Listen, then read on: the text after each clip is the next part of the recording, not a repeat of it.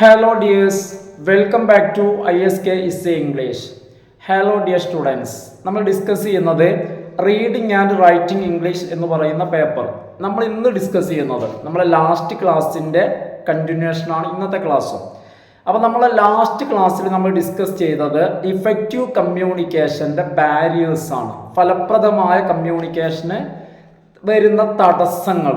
അത് നമ്മളെ ലാസ്റ്റ് ക്ലാസ്സിൽ നമ്മൾ ഡിസ്കസ് ചെയ്ത് കഴിഞ്ഞതാണ്. ഇന്ന് നമ്മൾ ഡിസ്കസ് ചെയ്യുന്നത് guidelines for effective communication എന്നുള്ളതാണ്. അതായത് ഇഫക്റ്റീവായിട്ടുള്ള കമ്മ്യൂണിക്കേഷൻ, ഫലപ്രദമായിട്ടുള്ള ആശയവിനിമയത്തിനുള്ള നിർദ്ദേശങ്ങൾ. ഗൈഡ് ലൈൻസ് എന്ന് പറഞ്ഞാൽ നിർദ്ദേശങ്ങൾ എന്നാണ്. എന്തൊക്കെ കാര്യങ്ങളാണ് നമ്മളതിന് ശ്രദ്ധിക്കേണ്ടത്? അപ്പോൾ നമുക്ക് നേരെ ക്ലാസ്സിലേക്ക് പോവാം. ഒന്നാമത്തെ കാര്യം എന്ന് പറയുന്നത് ലിസണിങ് ആണ്. ഒന്നാമത്തെ കാര്യം എന്താണ്? ലിസണിങ്. എന്താണ് ലിസണിങ്ങിനെ കുറിച്ച് പറയുന്നത്? Listening is a very important part of communication. ആശയവിനിമയത്തിൻ്റെ വളരെ പ്രധാനപ്പെട്ട ഒരു ഭാഗമാണ് ലിസണിങ് എന്നുള്ളത്. അതായത് നമ്മൾ ശ്രദ്ധിക്കണം. ശ്രദ്ധിക്കാതെ നമുക്ക് മറുപടി പറയാൻ കഴിയില്ല. It helps in understanding what the speaker is trying to convey and respond accordingly. നമ്മൾ ശ്രദ്ധിച്ചു കഴിഞ്ഞാൽ മാത്രമേ സ്പീക്കർ എന്താണ് നമ്മളോട് പറയുന്നത്, എന്താണ് സ്പീക്കർ കൺവേ ചെയ്യാൻ ശ്രമിക്കുന്നതെന്ന് നമുക്ക് മനസ്സിലാവും.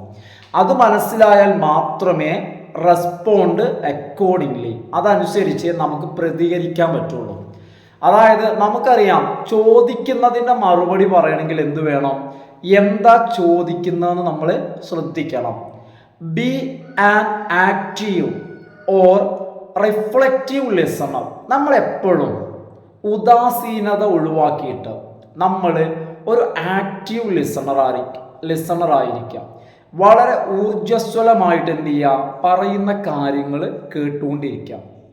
എന്താണ് ആക്റ്റീവ് ഓർ റിഫ്ലക്റ്റീവ് ലിസണർ എന്ന് പറഞ്ഞു കഴിഞ്ഞാൽ refers to engaging with the speaker by giving affirmative replies, asking follow up. അപ്പോൾ എന്താണെന്ന് വെച്ച് കഴിഞ്ഞാൽ നമ്മളൊരു കമ്മ്യൂണിക്കേഷൻ്റെ ഭാഗമാകുമ്പോൾ ആ കമ്മ്യൂണിക്കേഷനിൽ നമ്മളുടെ ഭാഗത്തു നിന്നും അഫോർമാറ്റീവ് ആയിട്ടുള്ള റിപ്ലൈ, അഫോർമാറ്റീവ് എന്ന് പറഞ്ഞാൽ എന്താ? പോസിറ്റീവായിട്ടുള്ള റിപ്ലൈ, അല്ലെങ്കിൽ നമ്മുടെ ഭാഗത്തു നിന്നും മറുപടികൾ, പ്രതികരണങ്ങൾ ഉണ്ടാവുക.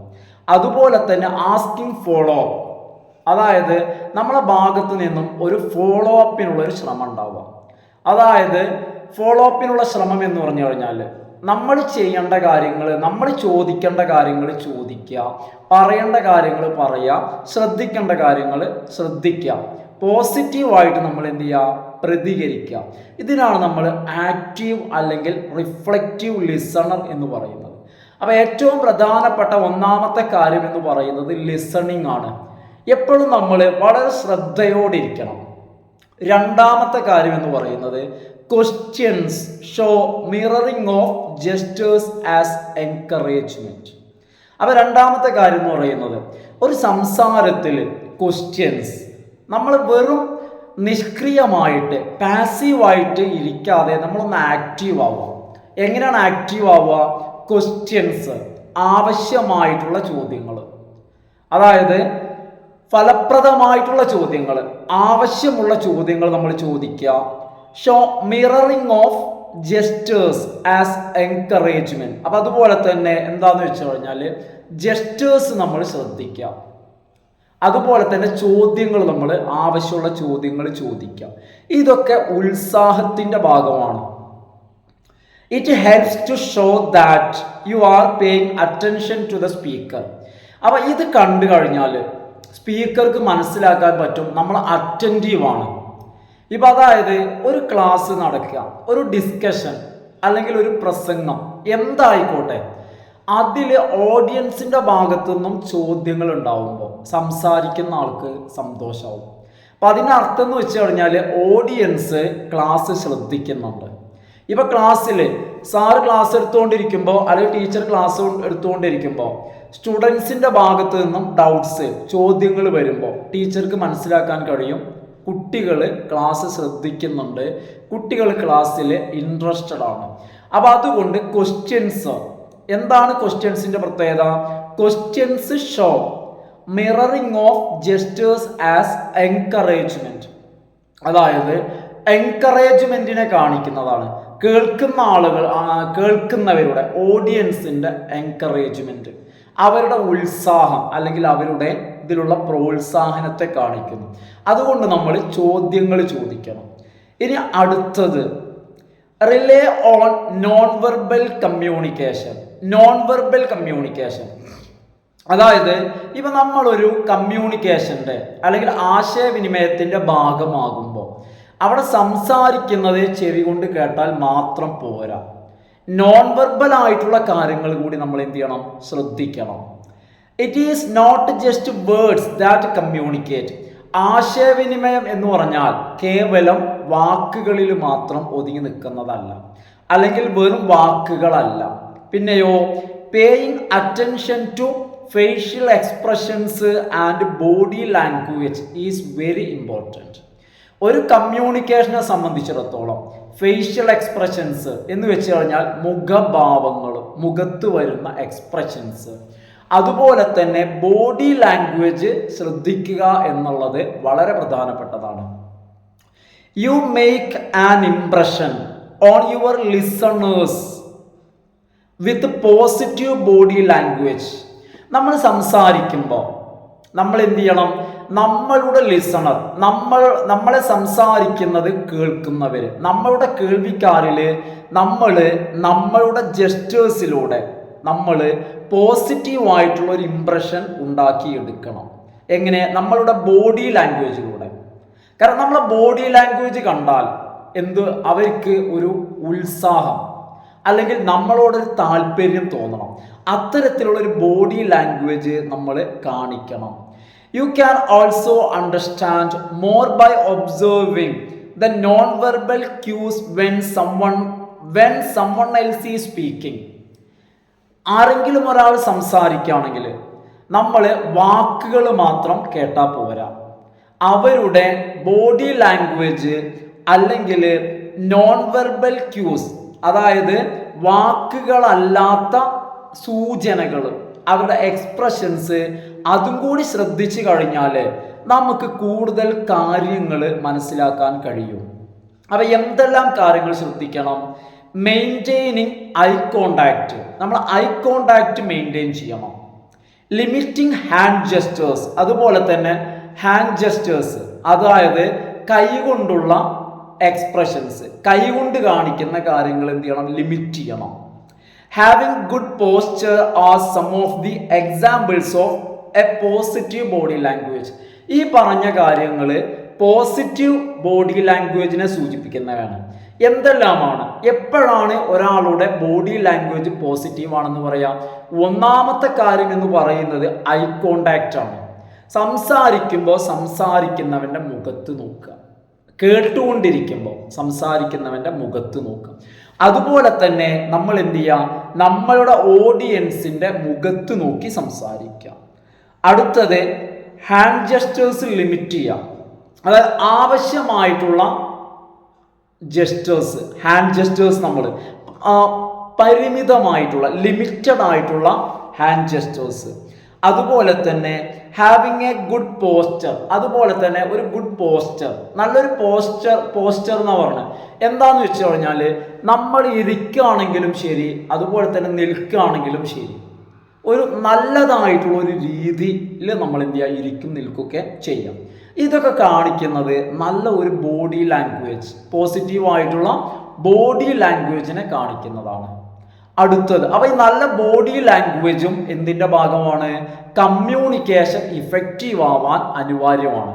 അപ്പോൾ നമ്മുടെ കമ്മ്യൂണിക്കേഷൻ നന്നാവണമെങ്കിൽ നമ്മൾ നന്നായിട്ട് സംസാരിച്ചാൽ മാത്രം പോരാ, നല്ല ബോഡി പോസ്ചർ വേണം, അതുപോലെ തന്നെ ലിമിറ്റഡ് ആയിട്ടുള്ള ഹാൻഡ് ജെസ്റ്റേഴ്സ് വേണം, അതുപോലെ ഐ കോണ്ടാക്റ്റ് നമ്മൾ മെയിൻറ്റെയിൻ ചെയ്യണം. അടുത്തത് പറയുന്നത് നാലാമത്തേത് റെഗുലർലി പ്രാക്ടീസ് പബ്ലിക് സ്പീക്കിംഗ്. അതായത് നമ്മൾ പബ്ലിക് സ്പീക്കിംഗ് അതൊരു പ്രത്യേക കഴിവ് തന്നെയാണ്. പബ്ലിക് സ്പീക്കിംഗ് എന്ന് പറഞ്ഞാൽ പൊതുജനത്തിന് മുൻപിൽ സംസാരിക്കുക, ഓഡിയൻസിന് മുൻപിൽ സംസാരിക്കുക എന്ന് പറഞ്ഞാൽ അതെല്ലാവർക്കും കഴിയണമെന്നില്ല. അപ്പം അത് റെഗുലറായിട്ട് പ്രാക്ടീസ് ചെയ്യാം, പറഞ്ഞു പ്രാക്ടീസ് ചെയ്യാം. It might seem nightmarish to some of you. ചില ആളുകൾക്ക്, കാരണം ഇത് പരിചയമില്ലാത്ത ആളുകൾക്ക് ഇത് തുടങ്ങുക എന്ന് പറഞ്ഞാൽ ഒരു നല്ല എക്സ്പീരിയൻസ് ആയിട്ട് തോന്നണമെന്നില്ല. പലർക്കും ഇത് നൈറ്റ് മാരേജ് ബുദ്ധിമുട്ടുള്ളതായിട്ട് തോന്നിയേക്കാം. But it is one of the best methods to improve your skills in communication. നിങ്ങളുടെ കമ്മ്യൂണിക്കേഷൻ സ്കില്ല് ഡെവലപ്പ് ചെയ്യുന്നതിന് വളരെ നല്ലൊരു മെത്തേഡാണ് എന്ത്? പബ്ലിക് സ്പീക്കിംഗ് റെഗുലറായിട്ട് പ്രാക്ടീസ് ചെയ്യുക. When you try to speak in front of a group, your confidence level increases. നമ്മൾ ഒരു ഓഡിയൻസിൻ്റെ മുൻപിൽ അല്ലെങ്കിൽ നമ്മളൊരു ഗ്രൂപ്പിൻ്റെ മുന്നിൽ നമ്മൾ സംസാരിച്ച് ട്രൈ ചെയ്യുമ്പോൾ നമ്മളുടെ കോൺഫിഡൻസ് ലെവല് ഒരുപാട് ഉയരും. whenever you get a chance at public speaking, grab it. അതുകൊണ്ട് നിങ്ങളോട് പറയാണ്, നിങ്ങൾക്ക് എപ്പോഴെങ്കിലും എപ്പോ സംസാരിക്കാനൊരു അവസരം കിട്ടുന്നുവോ ഗ്രാബ് ഇറ്റ്. ആ ഒരു അവസരം നിങ്ങൾ മുതലെടുക്കുക, നിങ്ങൾ ഉപകാരപ്പെടുത്തുക. Do not let fear conquer you. ഒരിക്കലും നിങ്ങളുടെ മനസ്സിൽ അല്ലെങ്കിൽ നിങ്ങളുടെ ഉള്ളിൽ അല്ലെങ്കിൽ നിങ്ങളെ കീഴടക്കാൻ ഭയത്തിന് നിങ്ങൾ സമ്മതിക്കരുത്. അടുത്ത പോയിന്റ് എന്ന് പറയുന്നത് ബി ക്ലിയർ ആൻഡ് സിമ്പിൾ. പറയുന്ന കാര്യം ക്ലിയർ ആയിരിക്കുക, സിമ്പിൾ ആയിരിക്കുക, അതിന് ശ്രമിക്കുക. അത്തരത്തിൽ നമ്മൾ പറയുന്നത് ക്ലിയർ ആയി കഴിഞ്ഞാൽ, പറയുന്നത് സിമ്പിൾ ആയി കഴിഞ്ഞാൽ അത് ഇഫക്റ്റീവ് ആകും. B respectful and polite. സംസാരിക്കുമ്പോൾ റെസ്പെക്റ്റ്ഫുൾ, അതുപോലെ തന്നെ പൊളൈറ്റ്, മാന്യമായിട്ട് മര്യാദയിൽ ബഹുമാനത്തോടു കൂടി ആയിരിക്കുക. അടുത്ത ശ്രദ്ധിക്കേണ്ട കാര്യം, manage your emotions and express dum only at the appropriate time. നമുക്ക് എമോഷൻസ്, നമുക്ക് വികാരങ്ങൾ വരുമ്പോൾ എന്തായിക്കോട്ടെ, സങ്കടമാണെങ്കിലും ദേഷ്യമാണെങ്കിലും ദുഃഖമാണെങ്കിലും എന്താണെങ്കിലും ഇമോഷൻസിനെ മാനേജ് ചെയ്യാൻ ശ്രമിക്കാം, മാനേജ് ചെയ്യാം. അതുപോലെ തന്നെ express dum only at the appropriate time. അനുയോജ്യമായ സമയത്ത് ഇമോഷൻസിനെ ഏതാണെങ്കിലും, ദേഷ്യമാണെങ്കിലും സങ്കടമാണെങ്കിലും ദുഃഖമാണെങ്കിലും എന്താണെങ്കിലും അത് കാണിക്കേണ്ട ഉചിതമായ സ്ഥലത്ത് അത് കാണിക്കുക. സംസാരിക്കുമ്പോഴാണെങ്കിലും എപ്പോഴാണെങ്കിലും വാച്ച് യുവർ ടോൺ.